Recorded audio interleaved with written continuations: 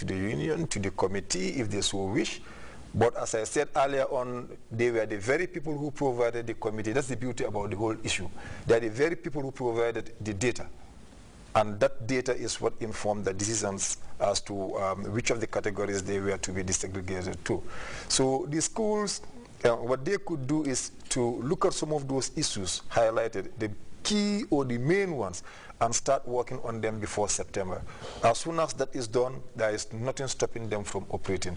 They may not even necessarily fulfill all the requirements, just to make sure that the main issues, because according to the guidelines, there's this grace period of 10 years.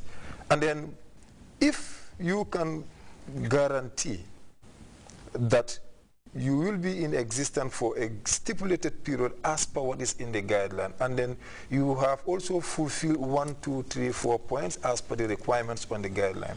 As I said, there's nothing stopping you. But they can come back and then present their cases. If they want, the cases will be reviewed. But I think it has been judiciously done, and then it is unfortunate that some of them would just have to hang around now against such a time that they're able to improve upon their conditions. But this is a matter for everyone. It's a national issue. It's just not a matter for the task force. All that the task force did was to present its report and recommendations, and based on those recommendations. And the good thing about it also is we have got material evidence in terms of photographs, video clips, to testify that this is actually the condition of the particular school that we're talking about as per the time that we visited that particular school. Thank you. Mr. Sisaho, how many schools are we talking about in this case? We've closed 46 nursery schools, or ECD, if you want to call it. We've closed also about 17 lower basic, 1 upper basic, and 3 senior secondary schools. Within the greater Banjul area? Only in Region 1. We're still visiting Region 2, and hopefully by the end of this month, we'll come up with a report on Region 2 as well. Now, maybe I may hasten to add that when we talk about 66 schools, you come across School X, ECD, LBS, SSS. Now, for us, each of the category is a school. So there is one name but 3 different levels. Yes. So these 66 schools may resort to 60 or 59, but you may have one name cutting across all the 4 levels in some instances. Or you get to a compound where you have an ECD, LBS, an UBS, and even SSS in one compound, running different shifts. Yeah. That's serious. Mr. Sise, what are some of the recommendations of the task force? Okay, thank you once again. Before going to the question, I would just want to put this information across. That is some of the conditions that some of the schools are. The other issue was that is some are operating in resident compounds, tenant compounds. That is also another factor that led to, because we are not entertaining that. A school cannot be in a resident compound. It has to be a school. You can rent a property. It can be a compound, yes, but people cannot be staying there. Okay. Yes. Then to the question, then after the exercise, and from the findings, the team has made the following recommendations. That is, we've realized that most of the schools are carrying international names. CC International, so-and-so International. And at the level of the ministry, school has to meet international standard before it can be given international name. Then we are recommending for the change of name of international. And this other thing is that is to ensure that schools that do not have the international recognition of the ministry to stick to the national curriculum and sit to national exams. Because we've realized that some of the schools are not teaching national curriculum.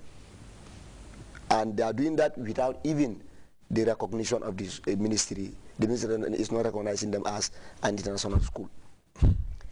And we've also realized that there is a delay in the registration process. Now the team is recommending that let the registration process be centralized. To have a joint monitoring team.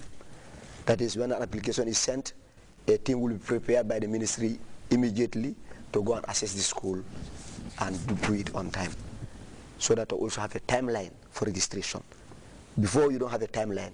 You can say you can apply, it can take 1 year, 2 years or so, but you want it to have a strict timeline. You can say either 1 month, 2 months, that somebody who is applying will know that during this period or after this period I'll be able to get my registration. And also we said to also strengthen monitoring to stop the illegal operation of schools, which is also MOPS's responsibility that we took up as a ministry to do. And also to open individual files for private schools.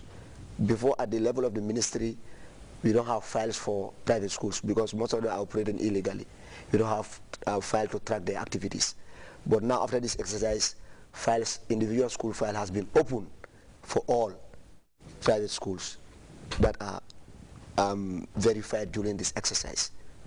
And after this, any correspondent or anything that has to do with that school will be in those files. And we also said that after this exercise, any school that operate illegally, we are recommending for a sanction to be taken. That is, legal measures to be taken against the individual. And the other thing that has to be on it, that is to expand this exercise to a countrywide issue. And finally, as a ministry, we would like to, we recommend for the publication of registered schools. That is, any school that is registered, from now on, the name will be publicized so that the public will know that school A is being approved by the ministry.